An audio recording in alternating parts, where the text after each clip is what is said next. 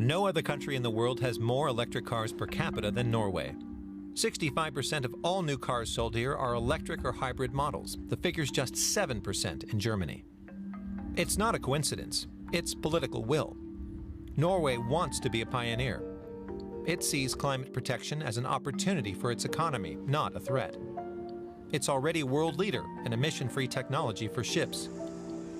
Drivers of electric cars enjoy tax exemptions, free or cheaper public parking, and the use of bus lanes. Charging stations and parking garages are standard. In Oslo, 77% of all new cars sold are electric. Within a year, carbon dioxide emissions have dipped by 9%. Norway didn't invent the battery-powered car. In fact, alternatives to combustion engines have been around for a long time. In 1975, Mercedes rolled out its first emission-free van.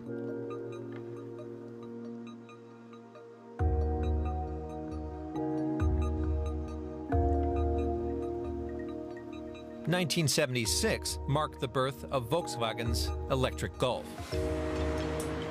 BMW launched its E1 in the early 1990s.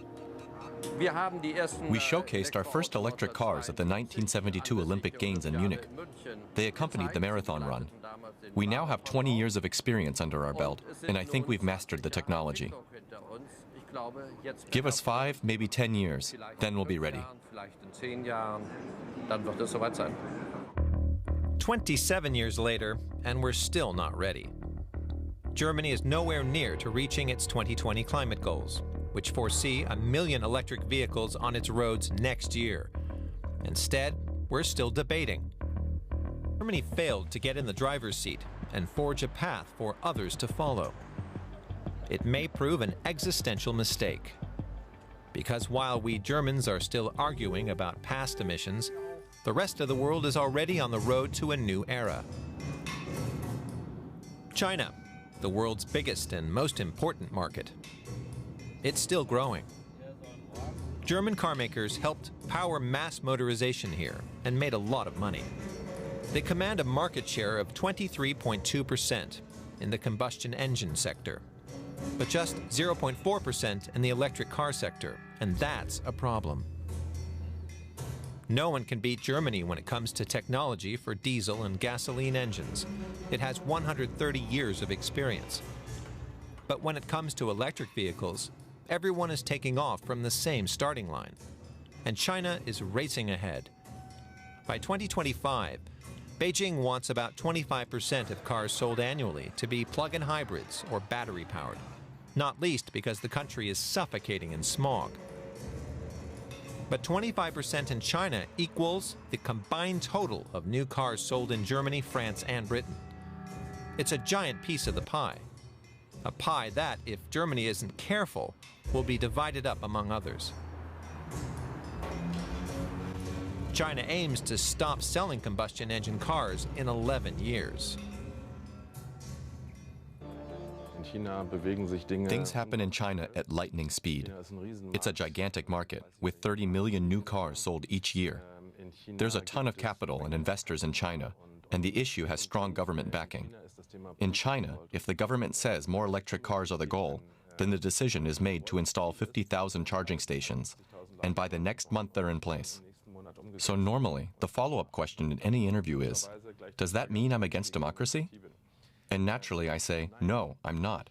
But if I look at the European democratic structures, then I see how we spend about a decade discussing new ideas. And after a decade, all that's left is 10% of the original idea.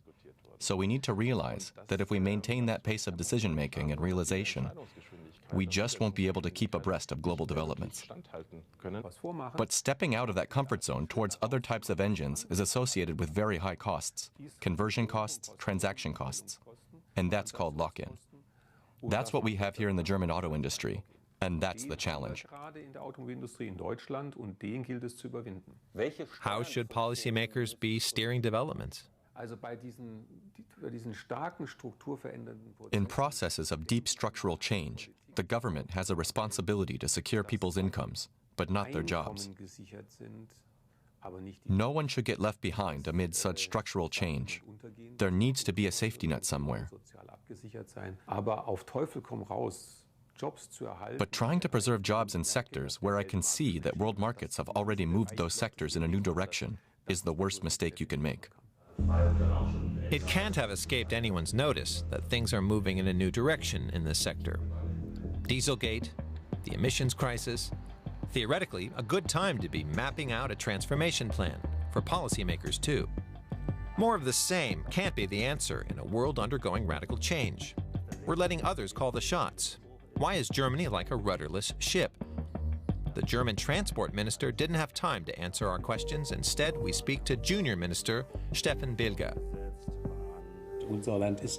Our country is closely connected to the automotive industry, so we need to consider the impact that major transformations will have on jobs. For us, this transformation is a process of evolution, not revolution, and we're managing quite well. We've never said diesel cars have lost their relevance. But in view of the challenges we all face to meet the Paris targets and bring down CO2 levels, VW as a mass market producer really has no other choice. Long-term employees will have new tasks. This is where the specialists are trained, in a role-play room called eMotion. After a look back at company history, trainees get a vision of the future with virtual reality. Hier lernen Sie alle wichtigen Komponenten des ID Neo kennen und erfahren, wie diese im Speziellen aufgebaut sind. Mittels der leuchtenden Taste auf der Kontrolleinheit vor Ihnen können Sie Ihr Erlebnis beginnen. An experience that everyone at this plant is slated to share. Now German car makers want change faster than the government. The transport minister calls Volkswagen's plan totally wrong and wants to keep an open technological mind.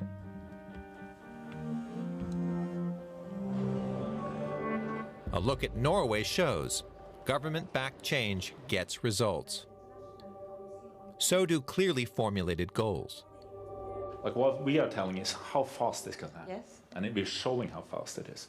So for the car industry, to selling cars in Norway in the future, they have to be zero emission. That's where we're going, and it's happening now. So that's just a message. We have to make it happen fast, and every country will benefit from being in the forefront of this change instead of lagging behind.